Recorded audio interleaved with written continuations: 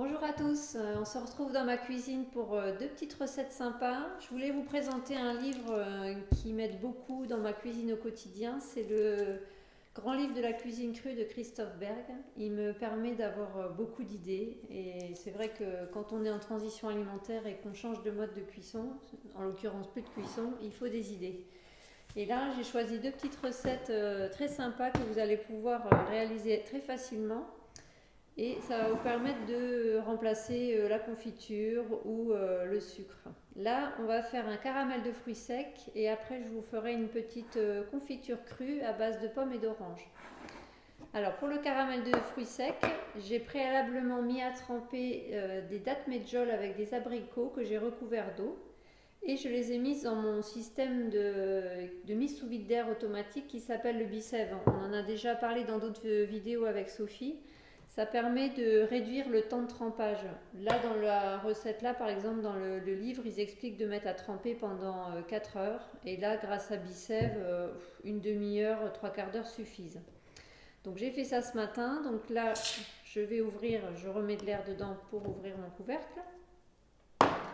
Et là, vous pouvez voir que les fruits se sont regorgés d'eau. Je vais tout mettre dans le blender. Hop.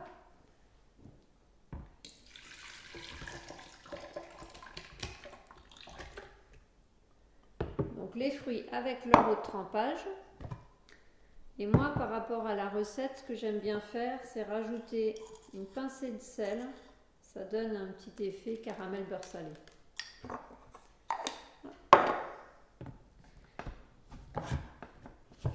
Alors, j'utilise toujours le blender haute vitesse. Et je vais augmenter la vitesse progressivement.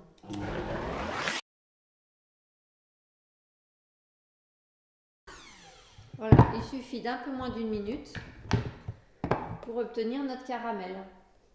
Alors, je vais le remettre dans un petit pot. Vous voyez la texture? Et au goût, c'est vraiment bluffant. La première fois que j'en ai fait aux enfants, ils ont vraiment cru que c'était du caramel que je faisais comme avant à base de sucre. Et c'est vraiment l'alliance de l'abricot et de la date qui donne ce goût caramélisé si particulier.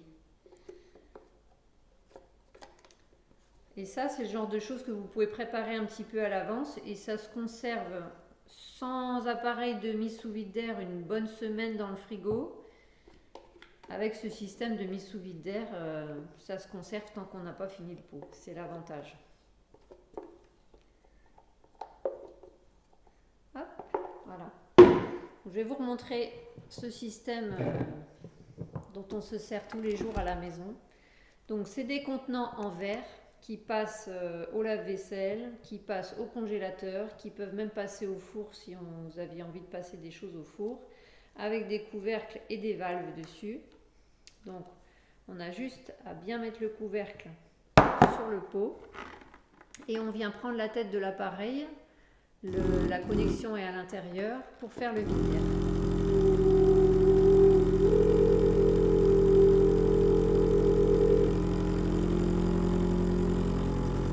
Voilà, c'est un appareil de mise sous vide d'air automatique, c'est-à-dire que quand c'est fini, il s'arrête tout seul. Hop, vous voyez, le pot est fermé. Alors avec ce caramel que je vous dis, vous allez pouvoir vous en servir sur des fruits tout simplement, sur une base de pâte à tarte crue et puis y mettre des pommes. Qu'est-ce qu'on peut y faire encore? Vous pouvez l'épaissir aussi avec le gel d'agar-agar, comme la recette que je vous avais montrée avec la crème au chocolat et faire une crème au caramel. Voilà, ça peut être une base et ça peut être tout simplement un bon coulis à mettre sur des fruits ou sur autre chose, des biscuits. Je suppose que vous allez trouver des idées pour vous en servir. Alors, pour la crufiote, c'est le terme employé par Christophe Berg. Donc ce matin, j'ai mis à réhydrater des pommes que j'avais déshydratées au moment où on avait ramassé les pommes, avec du jus d'orange frais que j'ai pressé fraîchement ce matin. Donc j'ai tout mis dans mon plat Bicève, j'ai mis sous vide, et je ne sais pas si vous voyez, mais les pommes, elles se sont bien réhydratées et gorgées de jus d'orange. L'avantage de ce système-là, c'est qu'on a toutes les saveurs qui viennent se concentrer vraiment dans les ingrédients qu'on met, que ce soit pour faire des marinades, je m'en sers pour faire les tartares d'algues, je m'en sers pour faire les salades de fruits. C'est vraiment intéressant comme appareil puisque une fois qu'il n'y a plus d'air dans le plat, toutes les saveurs viennent se mettre à l'intérieur des fruits. Donc je remets de l'air dedans pour retirer mon couvercle. Je vais récupérer mon jus d'orange. Hop. Et là, hop, comme tout à l'heure, je remets tout dans mon blender. Vous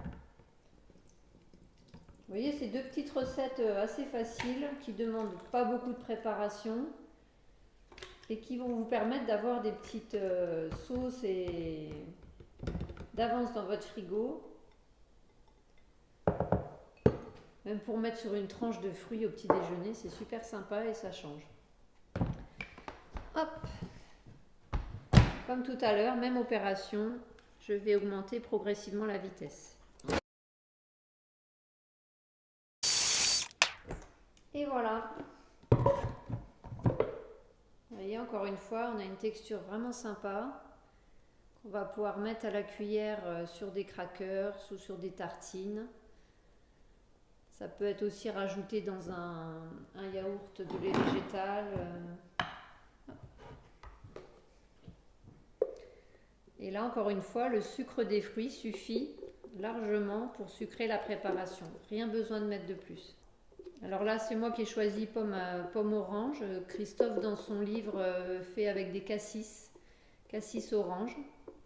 J'ai encore pas testé, mais je ne doute pas que ça doit être délicieux. Et voilà. La préparation est terminée. Je vous dis à bientôt pour une autre recette.